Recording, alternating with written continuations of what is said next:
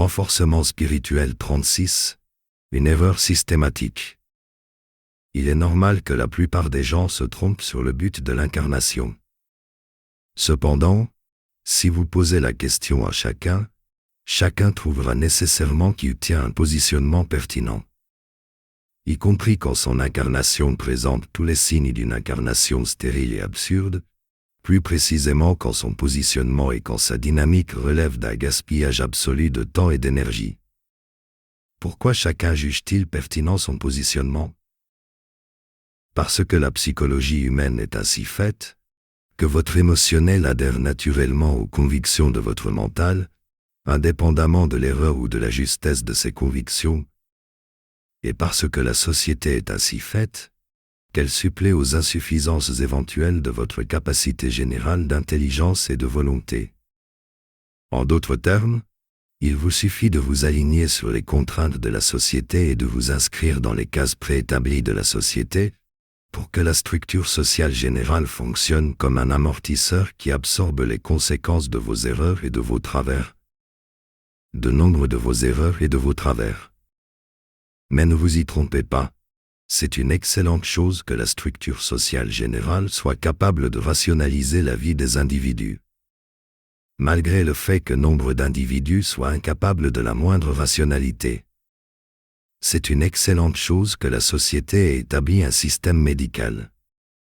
Car non seulement la réalité des pathologies et des dysfonctionnements de la complexion humaine, ce qui limite sévèrement leur perspective d'efficacité. C'est une excellente chose que la société ait établi un système économique offrant des emplois, de sorte que la plupart des individus sont simplement tenus de chercher un emploi et d'assurer les tâches définies par leur emploi. Car ce serait une catastrophe sociale sans nom si chacun devait se construire économiquement à partir de sa seule intelligence et de sa seule volonté. Disons les choses de manière plus systémique. La société est une immense machine qui s'occupe de produire des biens et des services. Et cette immense machine fabrique aussi des emplois afin que les individus puissent accéder au pouvoir financier qui permet de déterminer leur accès aux biens et aux services de la société. Une telle formulation des choses demeure cependant trop abstraite pour les mentals petitement proportionnés.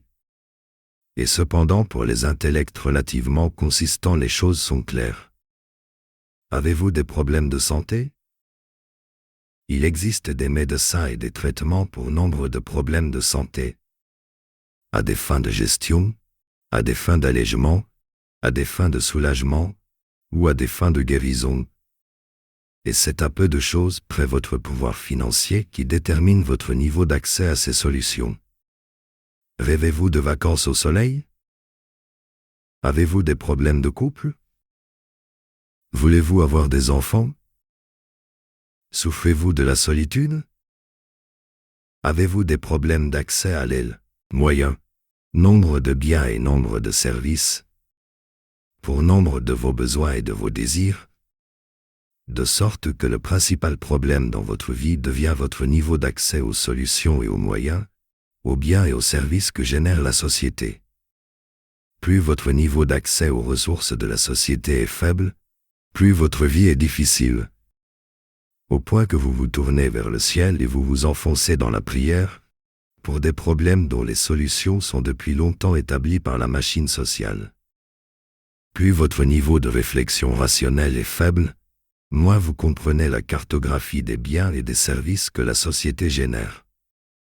Par exemple, si vous n'avez pas suffisamment de capacité de réflexion rationnelle, vous pouvez ignorer qu'il existe toute une batterie d'experts spécifiques dont les compétences spécifiques permettent spécifiquement de résoudre les problèmes spécifiques que vous rencontrez.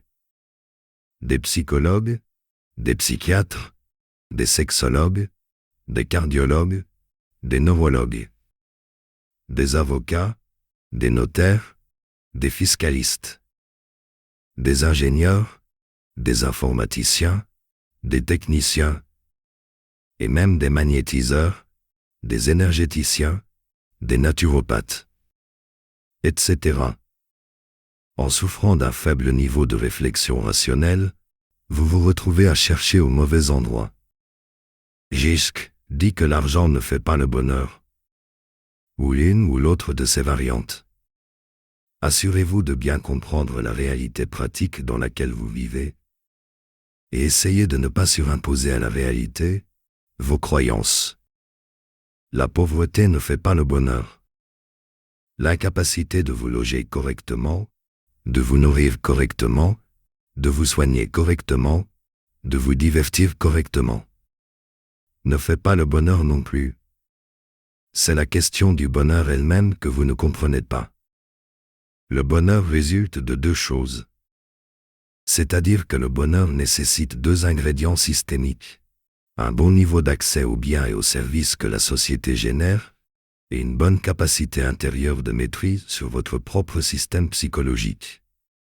S'il faut le dire de manière brute, un bon niveau de revenus et un bon niveau de force psychologique. Well, c'est simple à poser. Et cependant la plupart des gens sont dans une négligence catastrophique par rapport à l'un ou l'autre de ces deux ingrédients du bonheur. Voire par rapport à l'un et l'autre de ces ingrédients du bonheur. Un bon niveau de revenu est nécessaire au bonheur, bien qu'il ne soit pas suffisant. Les mentors petitement proportionnés sont incapables de saisir la nuance. Pour eux, une chose nécessaire doit nécessairement être suffisante, et si elle n'est pas suffisante, une indigence financière. Although, car c'est crier au miracle dès qu'une petite demi-solution transitoire émerge de leurs interactions sociales avec quelques personnes disposées à les aider, cela n'a aucun effet durable sur leur qualité de vie, sur leur stress existentiel.